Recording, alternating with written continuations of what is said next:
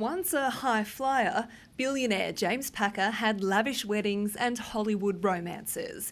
But the empire of Crown, where he's the key shareholder, came crashing down after staff were jailed in China and the media exposed allegations of consorting with criminal gangs and facilitating money laundering. So I think it was the turning a blind eye that I didn't agree with.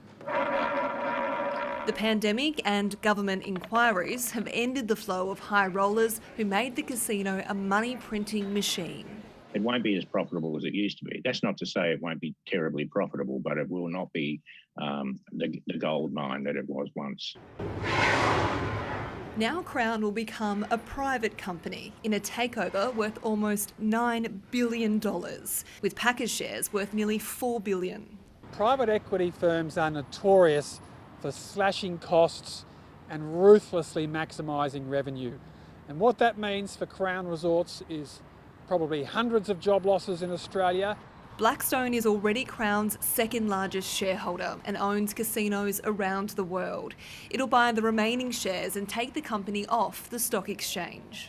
If it disappears into a private equity firm, it'll be so much harder for regulators, the media, investors to follow what the new owners of Crown are up to. The deal still requires the approval of shareholders and regulators in 3 states where Crown has assets.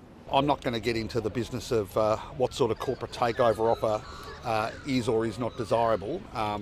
The facts are that the VCGLR will still need to consider this very carefully.